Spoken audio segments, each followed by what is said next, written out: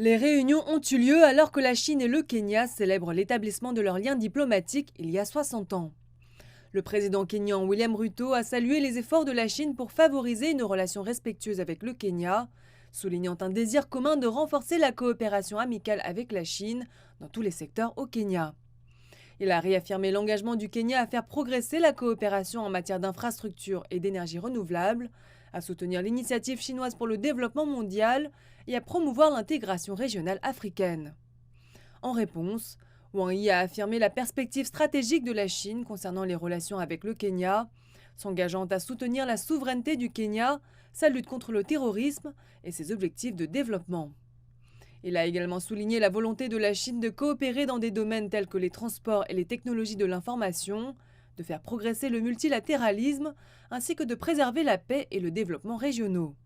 Wang Yi a également rencontré Alfred Mutua, secrétaire du cabinet kényan chargé des affaires étrangères et de la diaspora. Lors de leurs entretiens, le haut diplomate chinois a salué la coopération bilatérale fructueuse entre la Chine et le Kenya et a affirmé le soutien de la Chine à la souveraineté et à l'indépendance du Kenya. Il a exprimé la volonté de la Chine d'approfondir l'amitié traditionnelle et d'intensifier la coopération mutuellement bénéfique avec le Kenya dans divers domaines. Wang Yi a également réitéré le soutien de la Chine au rôle accru du Kenya dans les affaires régionales et internationales. Pour sa part, M. Mutua a exprimé sa gratitude pour le soutien apporté par la Chine en ces temps difficiles.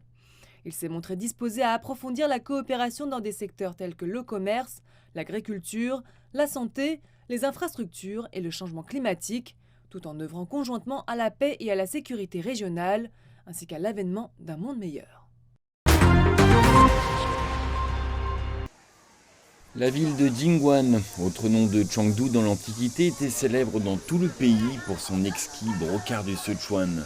Depuis le IIIe siècle, la rue Jinli est un lieu de commerce réputé pour ce textile délicat. Aujourd'hui, elle est devenue un grand rassemblement de la culture du Sichuan, où l'on peut déguster d'authentiques encas épicés et assister à des spectacles traditionnels tels que le jeu des ombres. I'm Fernando, I'm from Spain. Je m'appelle Fernando, je viens d'Espagne et j'ai l'occasion d'acheter quelque chose pour mes familles. Et ça, c'est vraiment sympa, c'est un papier d'ombrage. J'aime bien le guerrier et je me suis dit que ça aurait l'air vraiment cool dans mon salon. Outre les démonstrations culturelles, les traces du temps sont visibles partout. Nous avons lu quelques articles à ce sujet le matin. C'est vraiment intéressant de voir toutes ces choses. Pendant les Jeux mondiaux universitaires, Jinli dégage également une ambiance très sportive et la combinaison du sport et de la culture a attiré de nombreux touristes étrangers. Je pense que c'est une bonne combinaison, surtout pour moi, parce que je m'intéresse aux deux et je m'intéresse à différents types de cultures. Le sport et la culture, ces trésors intemporels et sans frontières pour toute l'humanité, s'intègrent à Chengdu, favorisant une compréhension mutuelle approfondie entre les jeunes pendant les Jeux mondiaux universitaires. 总统先生高度地重视中部关系，为两国友好事业发展做出了积极的贡献，我对此十分赞赏。中部关系经受住国际风云变幻考验，两国已经成为患难与共的全天候朋友和互相尊重、携手发展的好伙伴。当前，中国和布隆迪都处在国家建设的重要时期，中方愿同布方加强发展战略对接，抓住机遇，深化合作，实现更高水平的互利共赢和共同发展。 Par la même occasion, je voudrais également vous transmettre les sincères salutations du peuple burundais au peuple chinois qui, bien qu'éloignés géographiquement, sont étroitement liés depuis des décennies.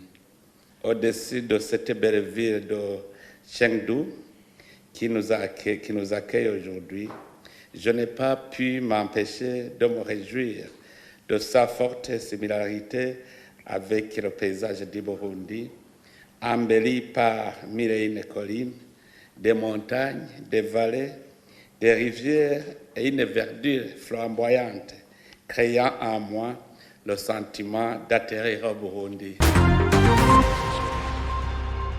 Dans le village des athlètes aux Jeux mondiaux universitaires de Chengdu, les sportifs se préparent activement pour les compétitions tout en profitant des échanges avec les jeunes de différents pays.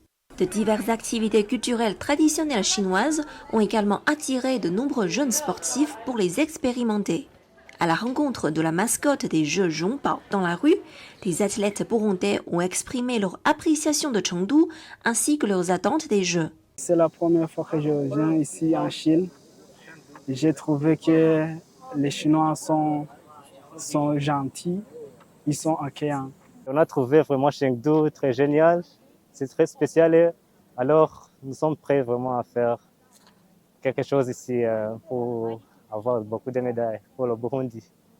Chengdu, c'est une belle ville, très belle ville, et avec de très belles maisons, mais surtout avec une propriété extraordinaire. Et la population de Chengdu est très accueillante. Nous avons été vraiment très contents de l'accueil qui nous a été réservé.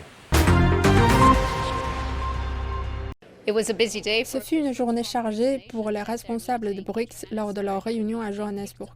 La réunion a débuté par des discussions entre les responsables de BRICS et les amis du bloc économique. Le haut diplomate chinois Wang Yi s'est concentré spécifiquement sur les questions de cybersécurité. Il a parlé des efforts de la Chine pour renforcer les échanges et approfondir la coopération avec les pays émergents et a souligné 4 points pour y parvenir. Wang Yi a souligné que le cyberespace devrait être une grande scène où s'épanouissent diverses fleurs plutôt qu'un nouveau champ de bataille pour que l'on place un rideau de fer numérique. Il a expliqué que les pays doivent défendre l'équité et la justice et s'opposer à toute forme d'hégémonie technologique en créant un cyberespace ouvert et inclusif. M. Wang a exhorté les pays à respecter les objectifs et les principes de la Charte des Nations Unies et les modèles de gouvernance choisis indépendamment par chaque pays pour prôner l'utilisation pacifique du cyberespace.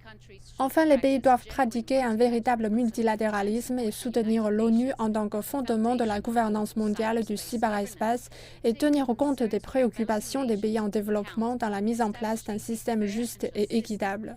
La journée de travail de Wang Yi ne s'est pas arrêtée là. Il a également rencontré le conseiller à la sécurité nationale de l'Inde, Ajit Doval. La Chine et l'Inde sont deux des économies à la croissance la plus rapide au monde et soutiennent pleinement la poussée en faveur du multilatéralisme. Le diplomate chinois a aussi partagé des discussions à l'heure du déjeuner avec la délégation russe et plus tard dans la journée, il a rencontré des responsables du Brésil, d'Iran et d'Afrique du Sud.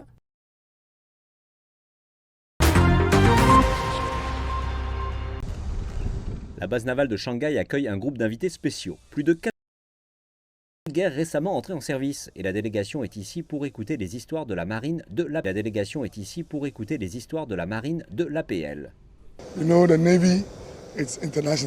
crois ce que j'ai vu jusqu'à présent.